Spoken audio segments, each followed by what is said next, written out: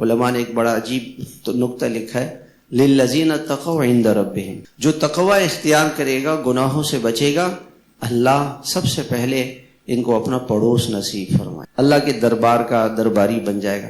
اللہ کے نبی صلی اللہ علیہ وسلم کی دعا ہے، اللہم اجعل لی عندک ولیجا، سب یہ دعا مانگے، اللہم اجعل لی عندک ولیجا، جس کا ترجمہ ہے کہ اے اللہ مجھے اپنی پارلیمنٹ، اپنے دربار کا مجھے درباری بنا، اے اللہ مجھے اپنے دربار کا درباری بنا۔ دنیا کی پارلیمنٹ کا آدمی، ابھی انتخابات بھی نہیں ہوتے ہیں کہ بیچارہ دنیا سے ہی چلا جاتا۔ کچھ لوگ ایسے ہوتے ہیں کہ جو انتخابات میں کامیاب بھی ہو جاتے ہیں، پارلیمنٹ میں جانے سے پہلے مر جاتے ہیں، کچھ پارلیمنٹ میں پہنچ جاتے ہیں اور 5 سال بھی نہیں پوری کرتے۔ ہماری پتہ نہیں شاید کون سی حکومت ہے جس نے 5 سال پورے کیے، شاید ہی کوئی حکومت ہو جس نے 5 سال بھی نہیں پوری کر سکی۔ اور دنیا کی پارلیمنٹ کے بعد کہاں جاتا ہے آدمی؟ جیل۔